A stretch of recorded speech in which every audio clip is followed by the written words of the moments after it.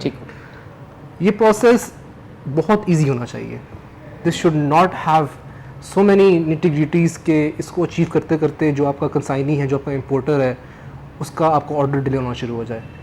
The main problem hair जो हमें face हो रही है अभी एडवांस पेमेंट्स के हवाले से, वो गवर्नमेंट की स्टेट बैंक की जो न्यू पॉलिसीज़ आई हैं जहाँ पे they are profiling the importers कि पहले इम्पोर्टर की प्रोफाइल बनेगी प्रॉपर एक दफ़ा, उसके बाद उसकी रेमिटेंस आपके पास क्लियर होगी इन योर अकाउंट. ठीक है. जो प्रोसेस है प्रोफाइलिंग का वो इतना रोबस्ट है और इतना लेंथी है कि उसको अचीव करते करते आपके जो ऑर्डर्स हैं वो लेट हो रहे हैं, हफ्ता 2 हफ्ता. हाँ, लेकिन वैसे आजकल देखा जाए जितनी आपने तरक्की कर ली है, मेरा नहीं ख्याल कि उसमें डिले होना चाहिए, क्योंकि कंप्रेस्ड दौर है.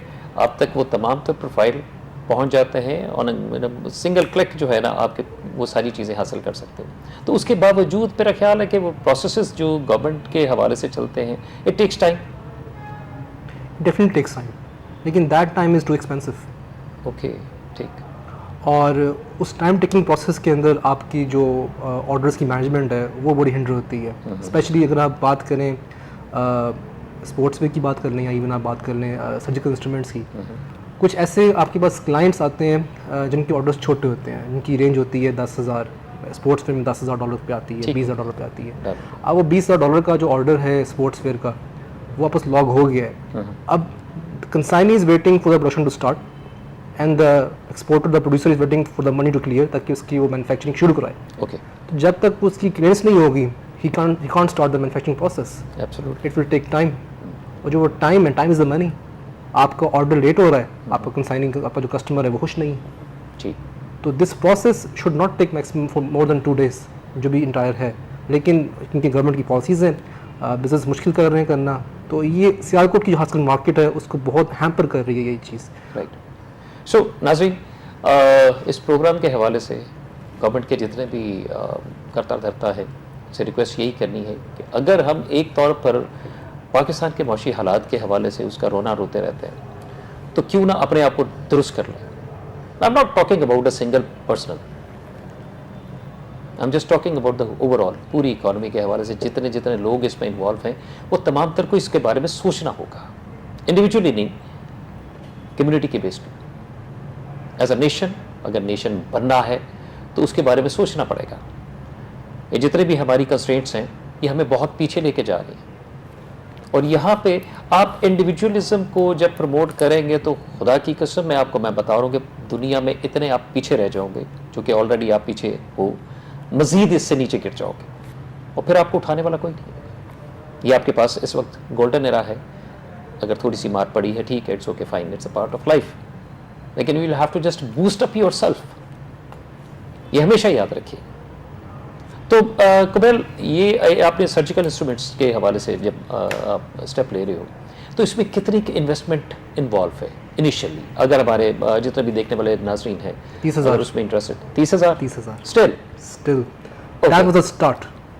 नहीं, अभी जो अगर किसी आदमी ने स्टार्ट करना हो अभी, अगर अगेन अगर आपके पास इन्वेस्टमेंट नहीं है और आपके पास कंस्ट्रेंट्स हैं इन्वेस्टमेंट की, देन अगेन इसमें 2 चीज़ें हैं, money and understanding the products. Okay.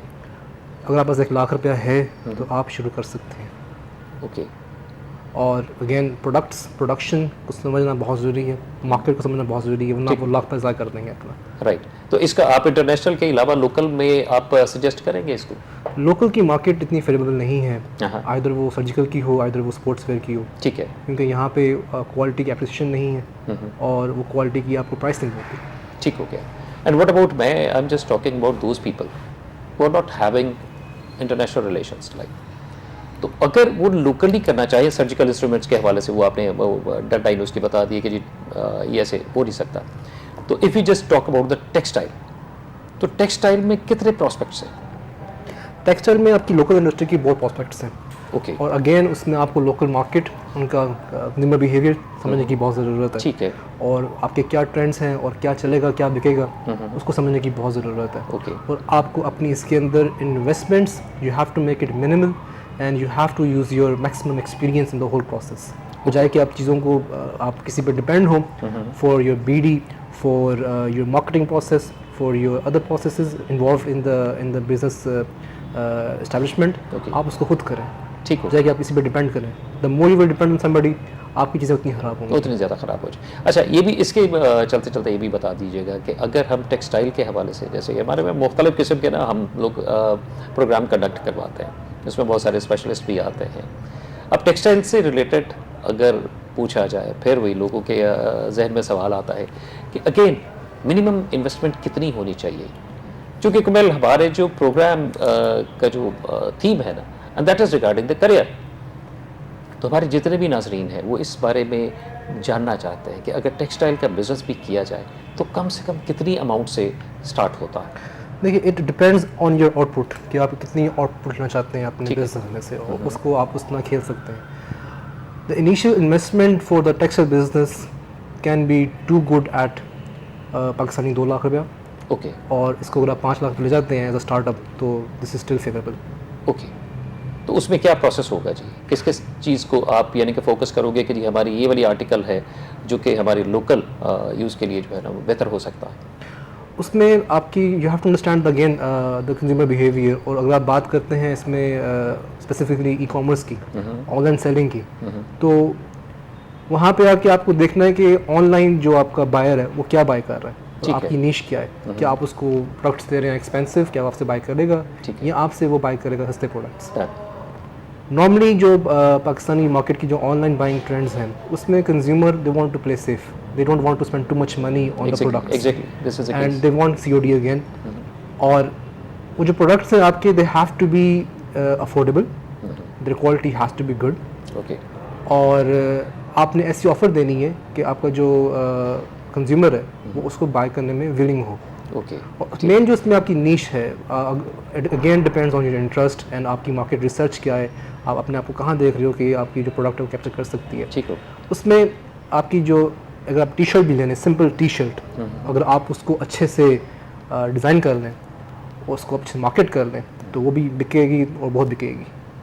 ठीक हो गया। और इसकी कॉस्टिंग, आप जैसे कि टी शर्ट की भी बात करते हो, क्योंकि मेरा ताल्लुक मुख्तलिफ़ किस्म की डोमेन्स के साथ है, जैसे आपको भी याद होगा, वो हमारे यहाँ पे टी शर्ट्स होती थी, टी शर्ट्स बनाते हैं वो बाज़ ऐसे लोग हैं वो कहते थे कि पर पीस के हवाले से, फिर मैंने उन्हें कहा, मैंने कि पर पीस नहीं है, अगर केजी के हवाले से अगर बात करें तो कहते नहीं, हाउ इज़ इट पॉसिबल, तो दिस इज़ पॉसिबल। तो वो अभी है मिनिमम कॉस्ट जो एक टी शर्ट की अगर हम बात करें, लेट्स सी, मतलब मेटाफोरिकली मैं आपसे बात कर रहा हूँ, तो उसमें कम से कम कॉस्ट कितनी मिल सकती है जिसको एक जो बिजनेस करने वाला है वो इनिशियली इन्वेस्ट करे और उसे फिर मार्केट करे? कम से कम जो कॉस्ट है आपकी एक टी शर्ट की, वो आप पाकिस्तानी 400 रुपये में भी रेडी करवा सकते हैं। ओके, और इसकी जो प्राइस है that can go up to 600 and 700 rupees also. Right. लेकिन if you want to play for the Pakistani quality, तो उसमें आप 500 रुपया you can keep in your mind.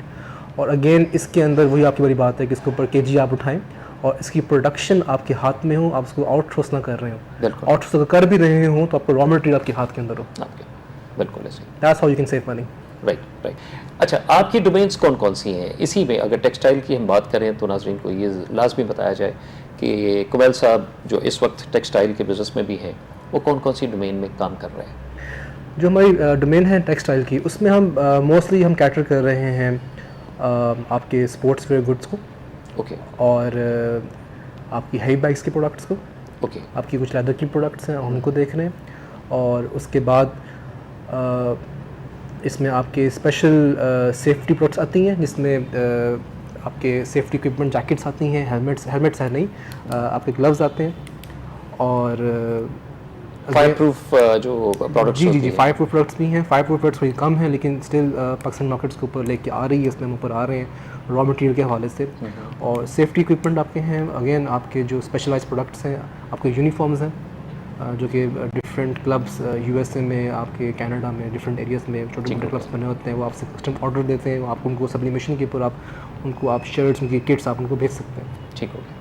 अच्छा कुबेल, आप एक थोड़ा सा ना इस चीज़ के ऊपर रोशनी डालें, क्योंकि मेरे से 2-3 दिन पहले एक साहब कंफर्म कर रहे थे, एक स्टफ़ है denim, you know very well, yes, denim stuff all over the world, it's very hot cake. अब हमारे पाकिस्तान में इसकी मैन्युफैक्चरिंग भी है, टेक्सटाइल इंडस्ट्री में आप जान सकते हैं सबसे सरफहरिस्त आपकी फैसलाबाद है, and then Karachi is there, yes तो ये मैन्युफैक्चर हम बड़े अच्छे अंदाज से कर रहे हैं और बड़े अच्छे लिहाज से मुराद ये है कि क्वालिटी वाइज ना हम बड़ी अच्छी क्वालिटी पैदा कर रहे हैं। तो उसके प्रॉस्पेक्ट्स क्या हो सकते हैं? डेनिम के प्रॉस्पेक्ट्स में कुछ ऐसी स्पेसिफिक डिमांड्स आती हैं बाहर से, जिसको अव्वल तो हमारे जो एक्सपोर्टर्स हैं और जो प्रोड्यूसर्स हैं उसको उस तरह समझते नहीं हैं। अगर समझते हैं तो उसको प्रॉपर्ली वो कैटर नहीं कर पाते। ओके।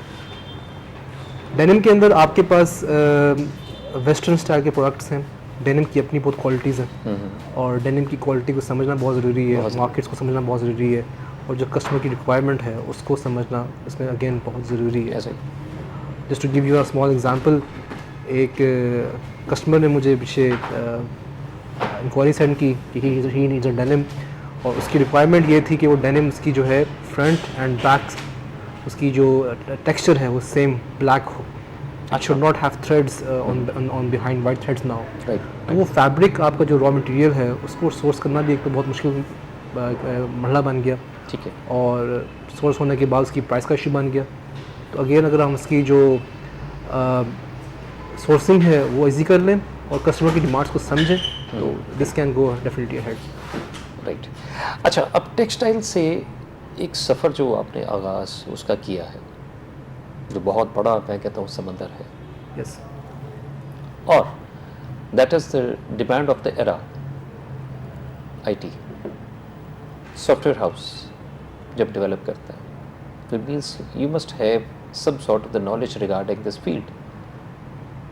आपने तालीम तो हासिल की, बिज़नेस की, मैं समझता हूँ ये मैं क्योंकि अपने नाजरीन को भी बताना चाहता हूँ कि ज़रूरी नहीं है कि एक अगर कंप्यूटर साइट पे आपने जाना है तो आपके पास सिर्फ कंप्यूटर की ही तालीम हो। बेसिक अगर आपने एक्सेल करना है तो you must go for the business. तो वही एक जो सीक्रेट होता है, अब कुमैल साहब से यही बात करते हैं कि जी अगर आपने ग्रेजुएशन किया, अगर आपने एक तालीम हासिल की है बिज़नेस की, तो आपको कैसे ख्याल आया कि लो जी सॉफ्टवेयर हाउस की तरफ जाया जाए? क्या प्रॉफिटेबल है काम ये? क्या इसमें वो आउटपुट हमें मिल सकती है जिसके हम ख़्वाह हैं? तो क्या कहेंगे आप इससे? आपकी पहली बात में कि being in a business degree and getting into an IT field, I get this a lot कि आप तो बीबीए हो और सीएस में क्या कर रहे हैं। तो इसका बड़ा सिंपल सा आंसर है कि आपकी मोटिवेशन किसी चीज़ को लर्निंग के लिए, चाहे आपने बीबीए नहीं भी किया हुआ, अगर आप पर स्किल सेट्स हैं तो आप आगे बढ़ सकते हैं। सीएस की फील्ड में कुछ मेरा जो हिस्ट्री है वो इस तरह से थी कि ड्यूरिंग आवर यूनिवर्सिटी कोर्स हमने हर यूनिवर्सिटी में ये चीज़ आती है कि you can pick cross departmental courses. Exactly. Me myself मैंने मेरी डिग्री बीबीए की थी और मैंने सीएस के कोर्स उठाए, हमारे पास ऑप्शन था। मैंने कोर्स उठाए, इसके बाद आपके मास कम्युनिकेशन के जिसमें डिज़ाइनिंग का कोर्स था, उसके बाद मैंने उठाया फैशन डिज़ाइनिंग का कोर्स और फिर मैंने उठाया एक न्यूट्रिशन का course. We had 4 courses options, मैंने उनको फुल इलेक्टिव सब्जेक्ट्स यूटिलाइज किया। एग्जैक्टली। जब I elected the CS course for the basic CSS and HTML, that was the turning point. Interest था, इंटरेस्ट के बाद उसको समझा, उसको सीखा कि क्या है, एक सस्पेंस था कि how does the CS world work. जब वो आपके हाथों में आता है, आप उसको सीखते हो तो आपके रास्ते खुद ही खुलना शुरू हो जाते हैं। उसको सीखा, उसको देखा और उसको समझा, समझने के बाद फिर रास्ते ढूंढे कि इसके आप हार्ड वर्क ना करें, स्मार्ट वर्क करें। ऐसे ही। अगर मैं हार्ड वर्क करता तो I would have opted to go for a full CS degree, जो कि मेरे लिए फिजिबल नहीं था। ऐसे I went for the smart work. Smart work क्या कहता है कि गेट द प्रोडक्ट लॉन्च्ड, और just to give you a small insight into it कि आप अगर एक वेबसाइट बनाते हैं वर्डप्रेस की, तो उसमें आपको कोई खास स्किल्स नहीं चाहिए आपको स्किल्स बेसिक HTML थी, लेकिन इतनी ज़्यादा वो हाई एंड आपको नहीं चाहिए। It can do the work. वहाँ से सीखा, फिर प्रोजेक्ट पकड़े, डिलीवर किए, क्लाइंट्स खुश हुए, I got encouraged and I met moving forward in that area. और फिर एक टाइम आया कि इंटरेस्ट मज़ीद डेवलप हुआ कि जावास्क्रिप्ट को भी सीखा जाए, आपकी जो रिएक्ट लैंग्वेज हैं उनको भी सीखा जाए, एंगुलर को सीखा जाए, and I am still in the process of learning those languages. लेकिन यहाँ पे मैं एक पॉइंट ज़रूर मेंशन करूँगा जो मैंने पहले मेंशन किया था जी कि जो भी आपने काम करना है पहले आपको खुद सीखना है। खुद सीखेंगे तो आगे बढ़ेंगे, जब आप उसको खुद नहीं सीखेंगे आप आगे नहीं बढ़ सकते। मैंने CS सीखा, CSS सीखा, HTML सीखा। ऑन द अदर हैंड आपकी जो डिज़ाइनिंग है मैंने वो सीखी। सीखने के बाद मैंने काम किया, एक्सपीरियंस गेन किया। एक्सपीरियंस गेन करने के बाद अब मैं